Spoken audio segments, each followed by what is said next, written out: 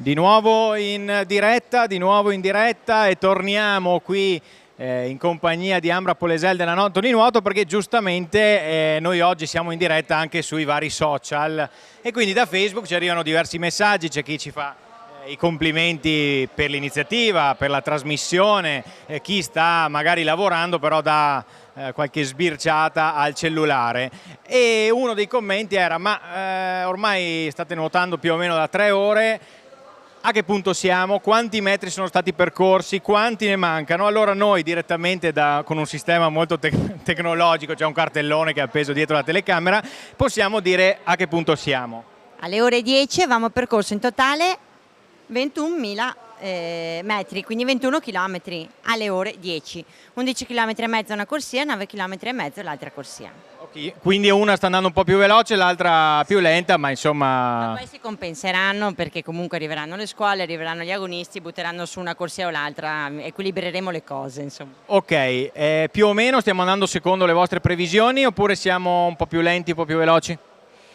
Siamo appena sotto le previsioni, diciamo che per essere sicuri di finire in 12 ore e mezza dovremmo girare sugli 8 km a ora in totale. Okay. Quindi dovremmo essere a 24. Siamo sotto di 3 km. Siamo sotto di 3 km, ma insomma ci giochiamo qualche carta dopo, quindi spero che recupereremo lì. Ok, altrimenti vi terremo compagnia anche per cena questa sera, insomma, ecco, preparatevi. Bene, grazie ad Ambra, ci ricolleghiamo più tardi. Tra l'altro, come avrete visto dalle nostre immagini, dalle immagini che vi abbiamo proposto, che vi ha proposto la nostra regia qualche istante fa, è arrivato qui in piscina anche il sindaco. L'abbiamo evocato più volte nel corso della mattinata, lo stesso assessore allo sport Giuseppe Costa ci aveva così rivelato che non era in splendida forma, ma che sarebbe arrivato nel pomeriggio. In realtà lo vediamo qui, diciamo non ha propriamente così il costume, quindi credo che non entrerà in vasca prestissimo, però insomma il sindaco è già arrivato. Tra pochissimo lo sentiremo e poi sentiremo tante altre voci in questa lunga mattinata.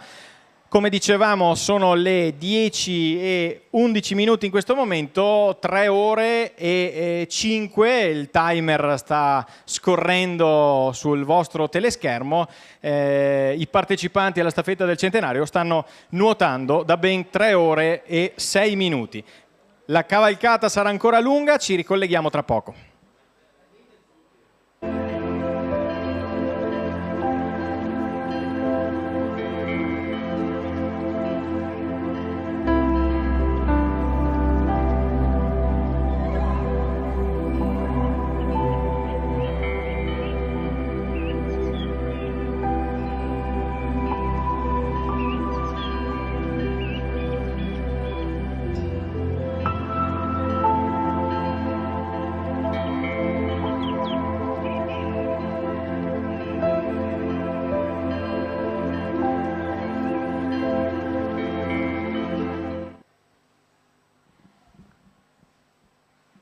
Ed eccoci qui, siamo collegati di nuovo, lo vedete già nel vostro teleschermo. Come vi dicevamo pochi istanti fa, abbiamo qui il sindaco di Vittorio Veneto, Roberto Tonon. Proprio qualche attimo fa dicevo che non lo vedo propriamente vestito, pronto per entrare in vasca, non ha il costume e quindi adesso chiediamo a lui se lo vedremo nuotare in questa staffetta del centenario oppure no. Sindaco? Sì, avrei dovuto essere colui che apriva stamattina la staffetta del centenario. Preso addormentato. Magari fosse stato quello. No, in realtà ieri sera non sono stato benissimo, per cui mi hanno detto no, non entrare in vasca domani mattina alle 7. E adesso ho altri impegni, dovrei tornare attorno alle 8 di questa sera. Se non sarà ancora finita la staffetta, mi butterò anch'io assieme agli altri. Se sarà finita festeggerò con tutti quelli che hanno faticato e hanno portato avanti questa bellissima iniziativa. Non è che sia una scusa perché insomma non vuole così mostrarsi davanti alle telecamere? No, ho già fatto la staffetta, quella 4x4, la staffetta di solidarietà, ho fatto anche la City Run. Non sono un nuotatore provetto, ma ho sempre nuotato fin da piccolo anche in questa nostra bellissima piscina, per cui vedremo se riuscirò ad arrivare in tempo. Scherzi a parte, il significato, lo stiamo ripetendo più volte nel corso di questa mattinata, è quello comunque di celebrare la memoria, il centenario della Grande Guerra. Tante sono state le iniziative che hanno visto Vittorio Veneto protagonista nel corso di quest'anno, però questa è una di quelle sportive, ce lo diceva anche poco fa l'assessore Denardi, una di quelle che lasceranno il segno. Questa a livello sportivo sarà quella che va comunque a chiudere i festeggiamenti, o meglio le celebrazioni per la fine della Grande Guerra. Sì, dal punto di vista sportivo sicuramente, sono state diverse in ambito sportivo le iniziative, questa è del tutto particolare sicuramente perché è fatta ovviamente il 24 ottobre, giorno in cui 100 anni fa era iniziata la battaglia di Vittorio Veneto. Un grazie particolare a tutti, ovviamente coloro che si sono e si cimenteranno nella giornata odierna, un particolare ringraziamento ovviamente al Reggimento dei Lagunari, che stanno dando una grossa mano da questo punto di vista. Addirittura un colonnello è venuto appositamente da Verona per poter partecipare, ma so che sono anche tanti iscritti cittadini o ex cittadini vittoriesi che però sono legati a Vittorio Veneto e alla nostra piscina. Sicuramente è un'iniziativa del tutto particolare. Come i ragazzi, ricordo, nella nostra pista di atletica qui vicino hanno fatto il record fra virgolette del mondo, pur non omologabile, della maratona percorrendo 100 metri a testa, e qui percorrendo una o più vasche porteremo a termine questa bellissima iniziativa, 100 km per il centenario. 100 km per il centenario. Si festeggia però un'ulteriore cosa quest'oggi, cioè i 50 anni delle piscine comunali, cioè questa struttura compie idealmente 50 anni. È una struttura che è un punto di riferimento non solo per i cittadini vittoriesi e per il territorio vittoriese, ma anche per tutto l'Interland. Sì, 50 anni fa eravamo non solo in un altro secolo, addirittura in un altro millennio, era proprio un'altra era dal punto di vista, diciamo, politico-amministrativo, le risorse erano ben diverse. Questo fu fra virgolette, un regalo che lo Stato fece alla città di Vittorio Veneto 50 anni fa, la piscina coperta, piscina scoperta e palasport. Ovviamente gli anni, abbiamo visto anche la finanziaria che è stata presentata, non permettono più questo tipo di, lo dico in senso buono ovviamente, regalie, però insomma la nostra piscina regge. Io posso solo dire, senza annunciare di più, che l'amministrazione ha già pensato di investire una cifra non piccolissima in questa struttura sportiva. Abbiamo finito praticamente, la inaugureremo fra poco, di rifare totalmente la pista di atletica e faremo alcuni lavori che sono importanti, d'accordo ovviamente con la Notoli che egregiamente gestisce questo impianto. Faremo alcuni lavori anche nella piscina.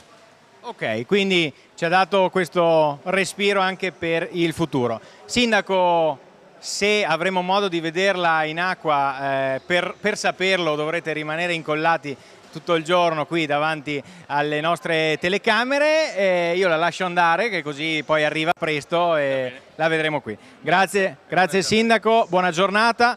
E continua ovviamente incessante la staffetta da parte di tutti gli atleti, ma non solo atleti, l'abbiamo detto più volte, tanti sono i cittadini, gli appassionati di questa disciplina sportiva che hanno voluto prendere parte, non hanno voluto mancare a questa giornata. Sono le 10:18, siamo in vasca, siamo in acqua da 3 ore e 12 minuti, però ci sarà ancora tempo e modo per parlarne con altri ospiti, altre interviste.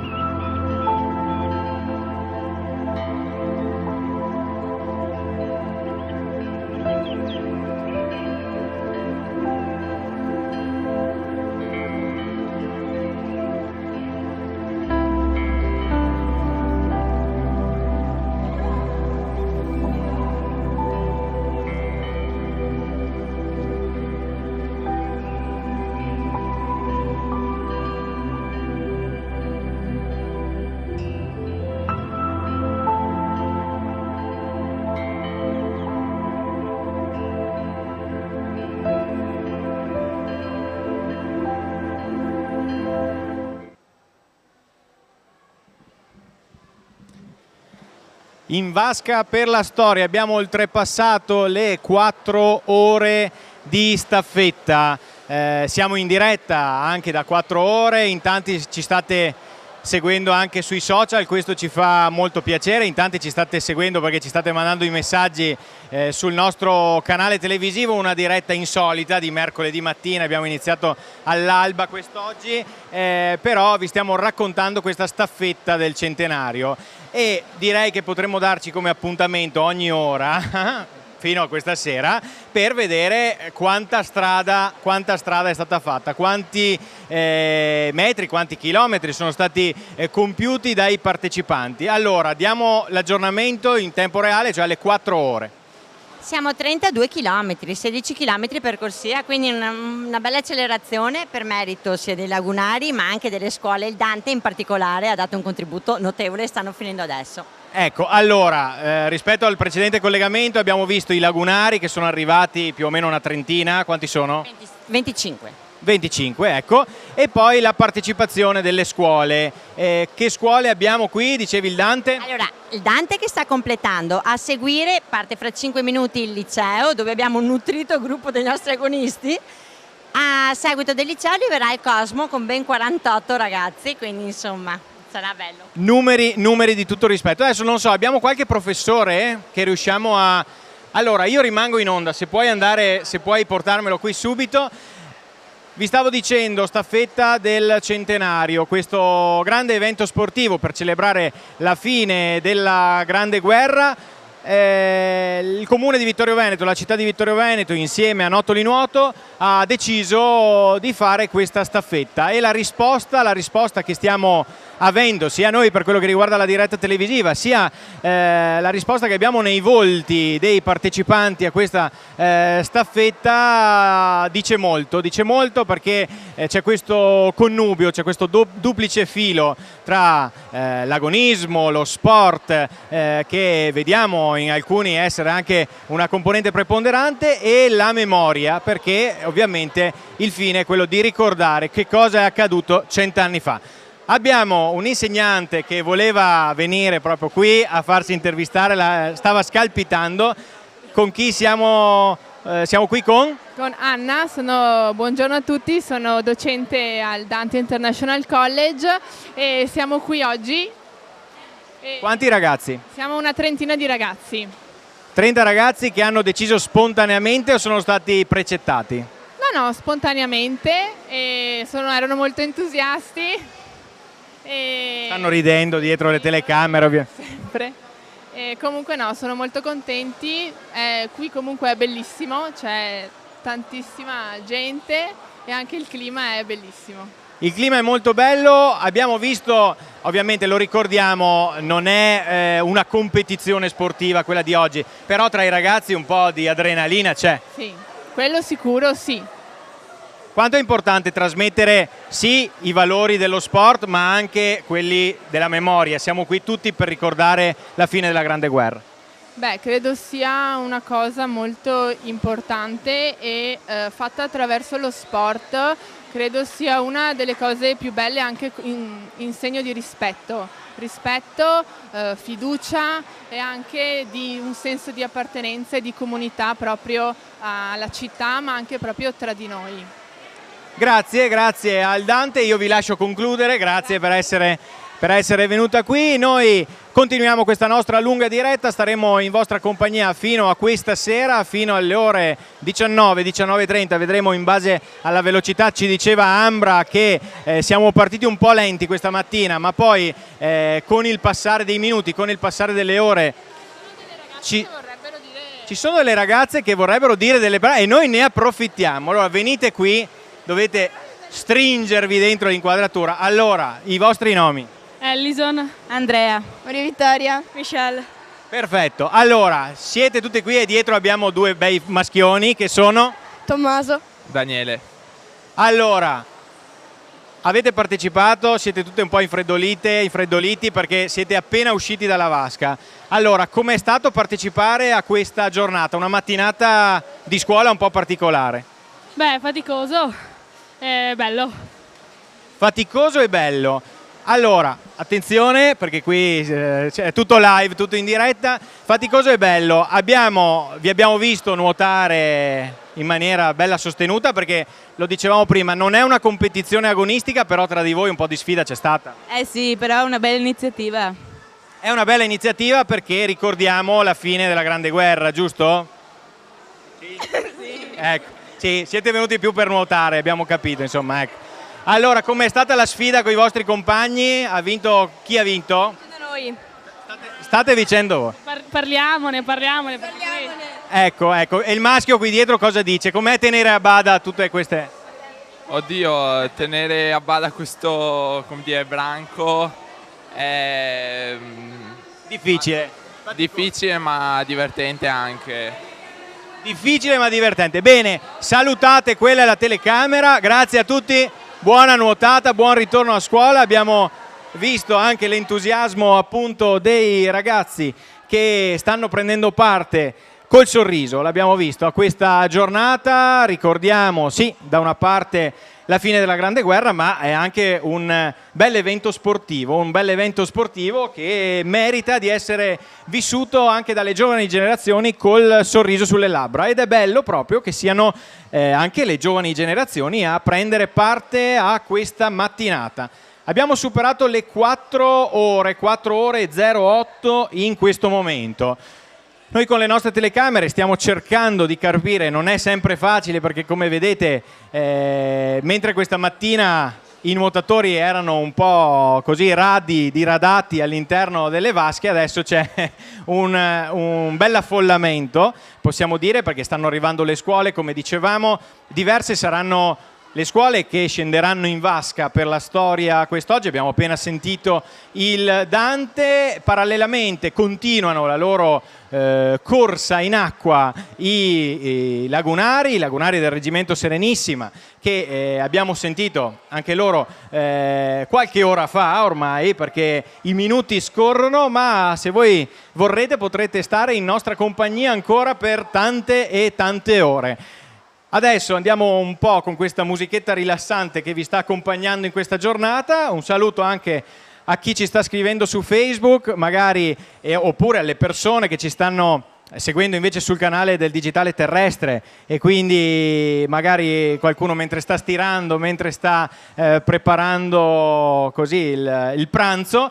È un modo diverso quest'oggi, sì, per commemorare la fine della Grande Guerra, ma anche per vedere delle immagini inedite, è la prima diretta che facciamo dalle piscine comunali di Vittorio Veneto. Rimanete con noi perché tra poco sentiremo altre voci sempre qui dalla staffetta del centenario.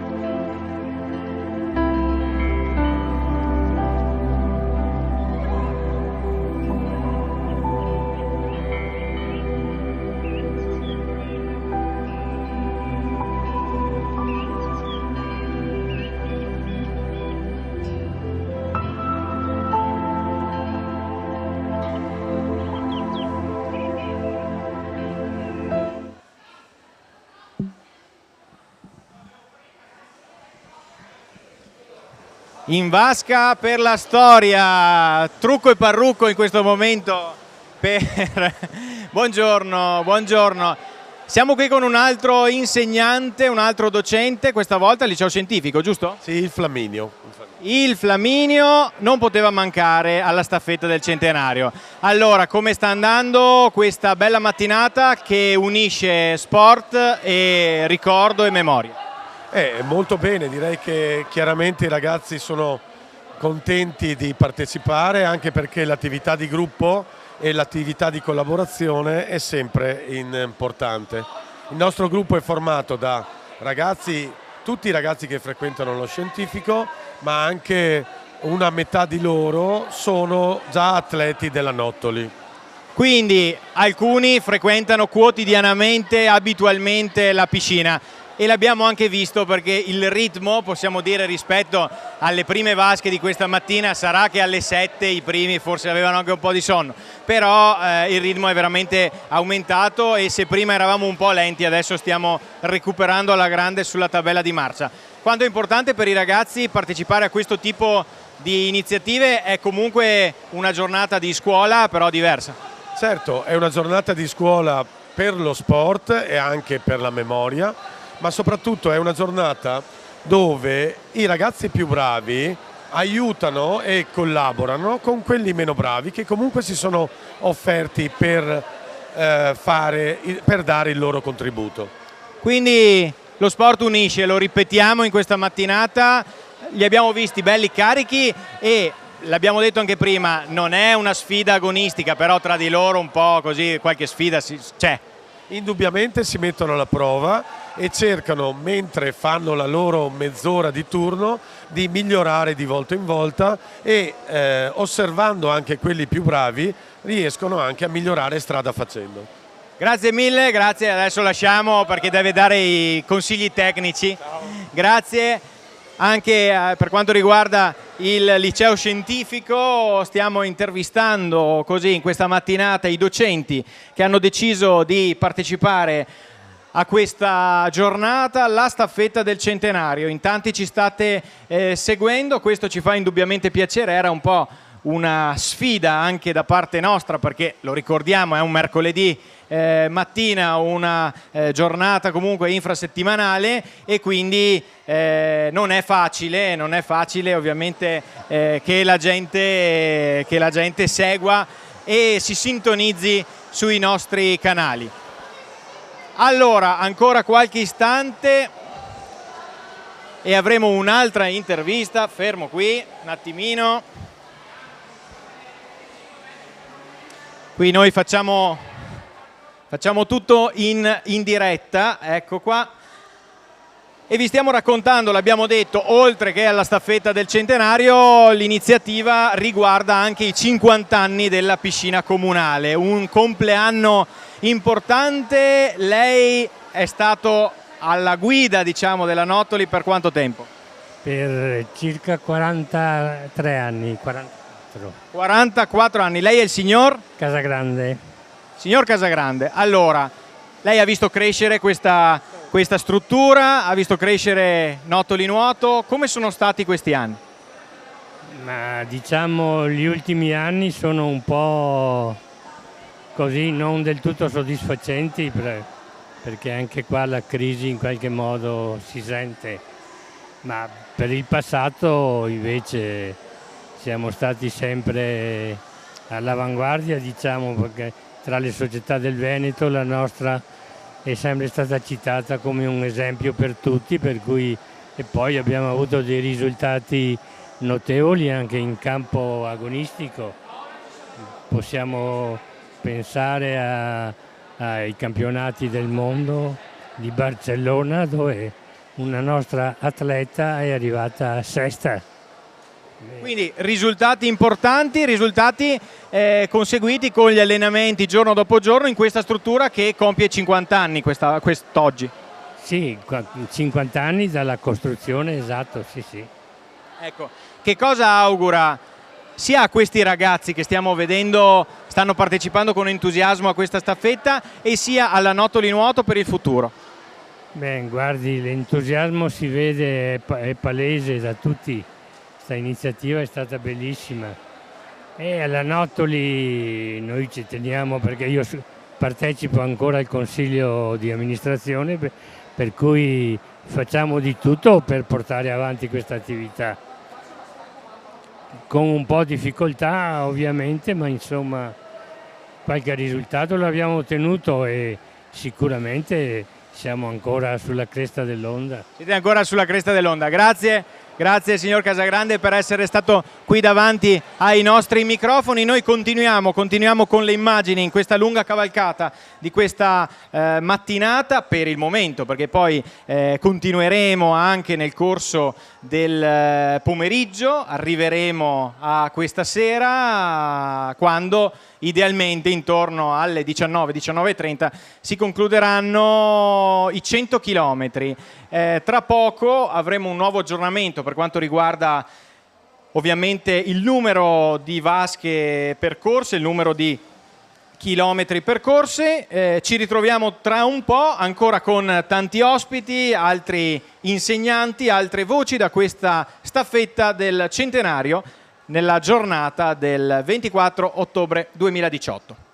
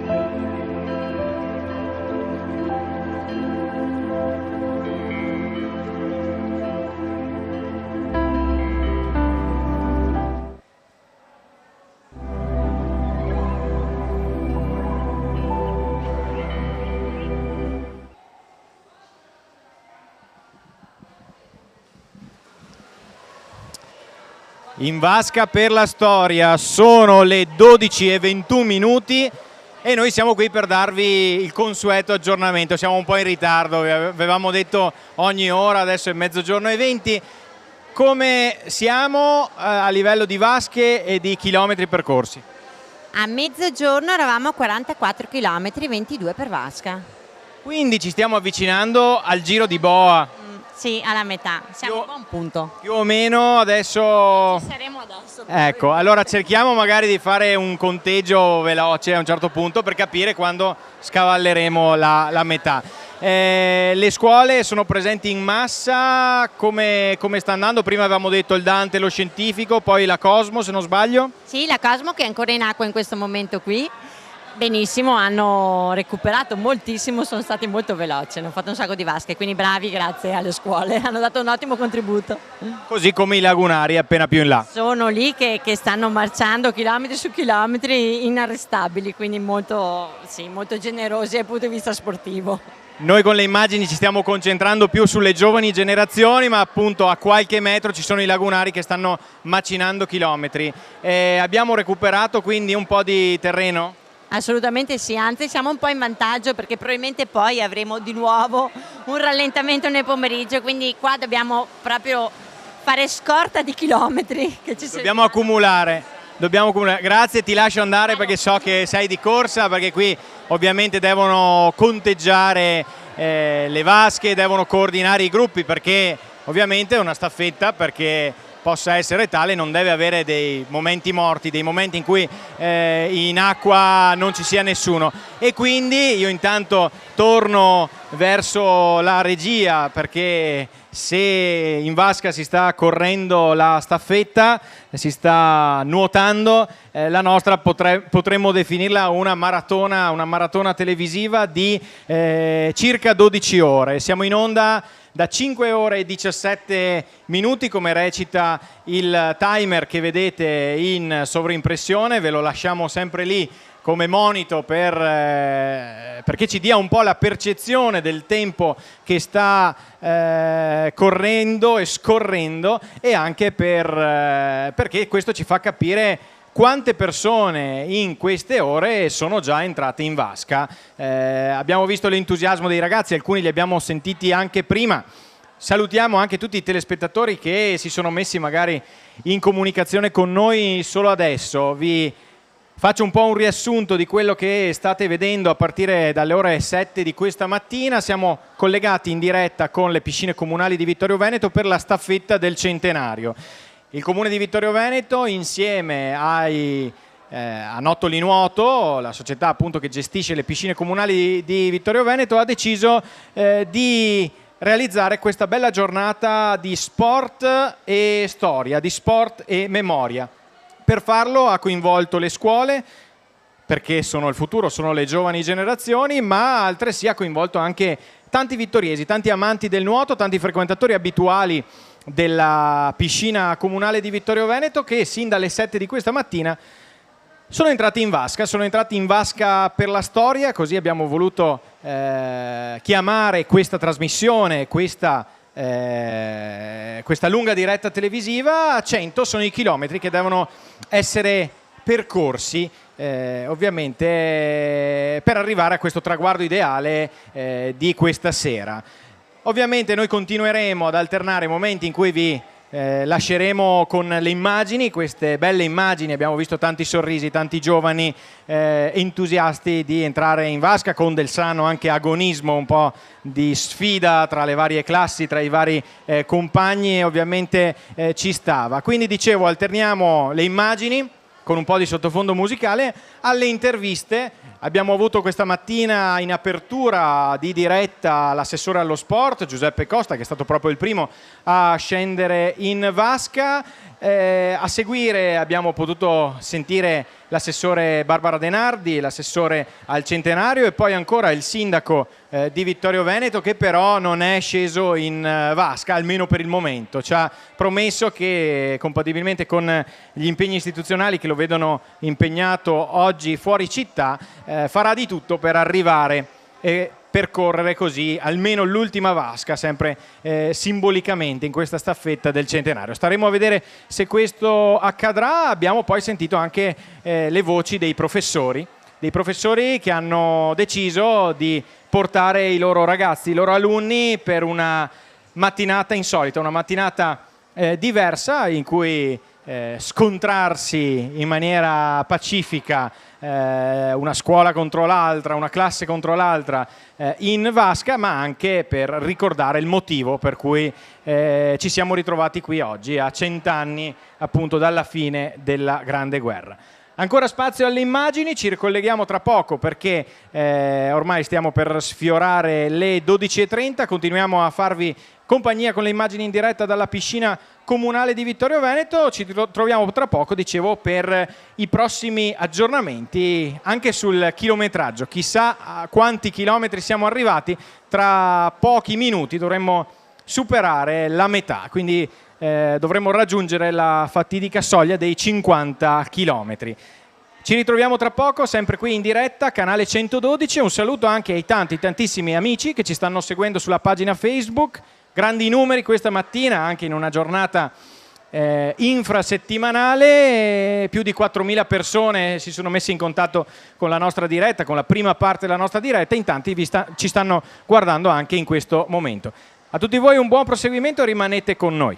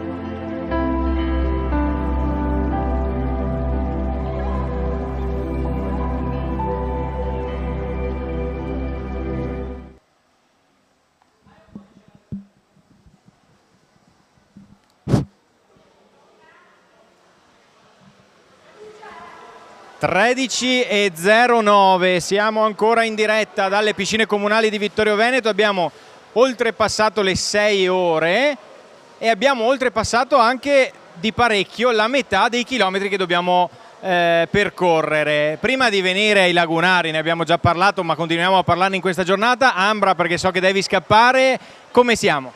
Siamo a 62 km alle ore 13, equamente distribuiti 31 e 31. Quindi c'è stata un'impennata veramente, ci siamo sentiti intorno alle 12:30, stavamo per raggiungere i 50 km, ora il ritmo è aumentato, però mi dicevi che forse nel pomeriggio potrebbe esserci qualche rallentamento. Sì, vediamo, perché i lagunari raggiungeranno i 50 km non fra molto, perché sono già a buon punto. E poi subentreranno di nuovo solo i civili e nella fascia del pomeriggio avremo di tutto di più, dalle persone che hanno voglia di venire a partecipare con una vaschetta per dire di esserci stati a quelli che invece possono fare effettivamente la differenza. Quindi insomma, diciamo che quello che abbiamo guadagnato adesso ci servirà dopo probabilmente. Grazie Ambra, sembra quella degli exit poll per le elezioni politiche. Invece siamo ancora in compagnia dei lagunari. Chi abbiamo qui davanti? Allora abbiamo il luogotenente Iena Noviello, sono il capo della delegazione dei nostri lagunari qui oggi. Stiamo dando il meglio di noi stessi, stiamo nuotando da circa 3 ore, siamo fortemente motivati in questo grande progetto che è il centenario. Vogliamo dare il massimo, vogliamo essere presenti con i nostri valori e i nostri ragazzi stanno dando veramente il meglio di se stessi, quindi contiamo di raggiungere presto i 50 km alla grande. Io ho già fatto 1700 metri, ma conto di arrivare a 5-6 km. Allora, vi abbiamo visti andare veramente a un ritmo fenomenale. È ovvio che i lagunari nell'acqua, insomma, è il loro pane quotidiano. Però oggi, come diceva anche lei, siamo qui anche per la memoria, siamo qui per il centenario. Esatto, questo abbiamo voluto esserci grazie a Vittorio Veneto e a tutta l'organizzazione. Abbiamo voluto essere presenti in questo appuntamento importantissimo, appuntamento con la storia. Nuotiamo per la storia e vogliamo esserci, come siamo già stati al raduno qualche settimana fa e alla staffetta anche di qualche settimana fa. Quindi bellissimo essere qui e fra tutti questi atleti, essere insieme con la popolazione, parte unica della popolazione. E niente. Io sentivo che lei prima incitava anche al microfono. Assolutamente, fa parte del nostro spirito, i nostri ragazzi sono fortemente motivati, io ho 55 anni, fra qualche anno, pochi, andrò in pensione, ma fino all'ultimo giorno per me la nostra mission è quella di motivare i nostri ragazzi e dare il meglio ogni giorno, every day. So che lei gareggia anche poi, no? Sì, io sono un amatore, copro una distanza Ironman, sono un triatleta, quindi seppure con i miei tempi e con le mie possibilità e capacità, porto sempre in alto il gonfalone dei lagunari intorno al mondo per le mie gare. Grazie mille, l'invito, così l'ultima esortazione che vuole fare ai suoi ragazzi? È sempre di dare il massimo ogni giorno, mai fermarsi, mettere sul piatto ogni giorno qualche cosa e dare sempre il meglio di se stessi, never give up. Grazie mille, ci ritroviamo poi qui, magari ci porta tutti i ragazzi per una ideale foto di gruppo finale. Assolutamente, lo faremo, una bella foto, vogliamo veramente lasciare il segno. Grazie mille, grazie ai lagunari che stanno partecipando a questa bella giornata, una bella giornata di sport e memoria. Lo stiamo ripetendo più e più volte, la staffetta è una staffetta in acqua, una staffetta di nuoto, 100 km per la storia. La nostra, possiamo dire, è una maratona televisiva. Siamo in onda dalle 7 e qualche minuto di questa mattina, ora sono le 13:14 e siamo ancora qui e contiamo di essere qui fino a questa sera. Vedremo come saranno i tempi, ci diceva Ambra, la responsabile di Nottoli Nuoto, che insomma siamo messi abbastanza bene, abbiamo già percorso 62 dei 100 km, quindi il giro di boa è già stato compiuto, però insomma ci sarà ancora da nuotare, ci sarà ancora un bel po' di tempo da trascorrere insieme. Noi continueremo a documentarvi con le immagini che vi giungono in diretta dalla piscina comunale di Vittorio Veneto. Tra l'altro cogliamo l'occasione per ringraziare tutto il personale di Notoli Nuoto che si è messo, possiamo dire, a nostra completa disposizione. Non è facile entrare con le telecamere in una struttura che fino a ieri sera in tarda serata ospitava ovviamente le persone che sono solite prendere parte agli allenamenti in piscina o per fare semplicemente una nuotata in compagnia, per fare qualche vasca, e quindi un grazie va a Notoli Nuoto che ha sposato la nostra idea di realizzare questa bella diretta televisiva. Per la prima volta le nostre telecamere, lo dicevo, vi stanno documentando un evento sportivo appunto qui nella struttura delle piscine comunali che l'abbiamo già detto, ma lo ripetiamo per le persone che si fossero messe in collegamento solo ora, compiono 50 anni, quindi una duplice occasione per festeggiare, anche se per quello che riguarda il centenario della Grande Guerra si tratta di celebrazione, non di festeggiamento. Invece per il compleanno della struttura qui della piscina comunale di Vittorio Veneto, una struttura che in molti ci invidiano, ovviamente si può proprio parlare di compleanno e è giusto fare gli adeguati festeggiamenti, e Notoli Nuoto ha pensato insieme al comune di Vittorio Veneto che questa fosse la caratura migliore, l'iniziativa migliore per celebrare anche questo compleanno, un compleanno di questa struttura che non interessa solo i cittadini di Vittorio Veneto, ma interessa anche tutto l'Interland, vengono anche dai comuni vicini nella nostra piscina comunale. Ancora in diretta, lo dicevo, 13:16, siamo sempre qui sia sul canale 112 sia sulla nostra pagina Facebook, sul nostro sito internet. In tanti ci state seguendo e vi ringraziamo, state commentando, ci state mandando i vostri messaggi, c'è chi ci sta seguendo dal posto di lavoro, c'è chi sta invece facendo da mangiare all'ora di pranzo e ha le nostre immagini come sottofondo. Vi stiamo tenendo compagnia in maniera un po' insolita in questo 24 ottobre 2018. L'invito è quello di rimanere ancora con noi. Nel corso del pomeriggio ci saranno altre interviste, avremo modo di raccontarvi ancora qualche curiosità che riguarda questa manifestazione, questa iniziativa. Io lascio spazio alla musica che ci sta accompagnando in questa lunga giornata. Ancora una volta 100 km in vasca per la storia, la staffetta del centenario.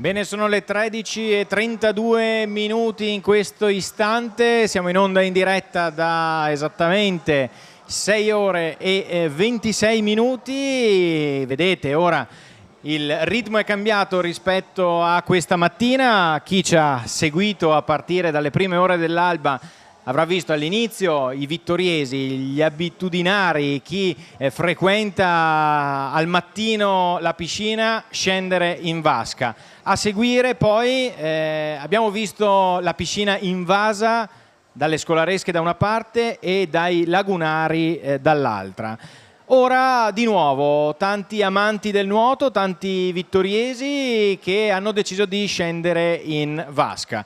Noi adesso ci separiamo da voi solamente per pochissimi istanti, una pausa tecnica perché capirete ovviamente la nostra diretta va avanti ininterrottamente da 6 ore e mezza, pochissimi istanti dicevo e poi ci ricolleghiamo sempre qui in diretta dalle piscine comunali di Vittorio Veneto.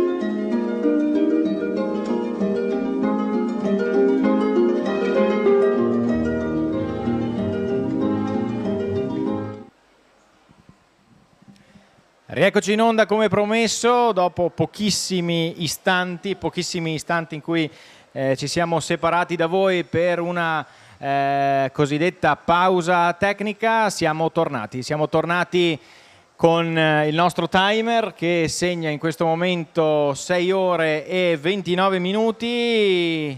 I primi a scendere in vasca sono scesi intorno alle 7 di questa mattina e sono già passate 6 ore e mezza. Staremo a vedere se i nostri eroi ce la faranno entro le 12 ore oppure se, come preventivato più o meno per compiere la distanza dei 100 km saranno necessarie 12 ore e mezza, più o meno così c'era stato detto in precedenza. In ogni caso noi continuiamo con le nostre immagini che vi giungono in diretta dalla piscina comunale di Vittorio Veneto, un po' di musica di sottofondo che ci accompagna in questa giornata, poi ci ricollegheremo più tardi per altre interviste con i protagonisti della staffetta del centenario.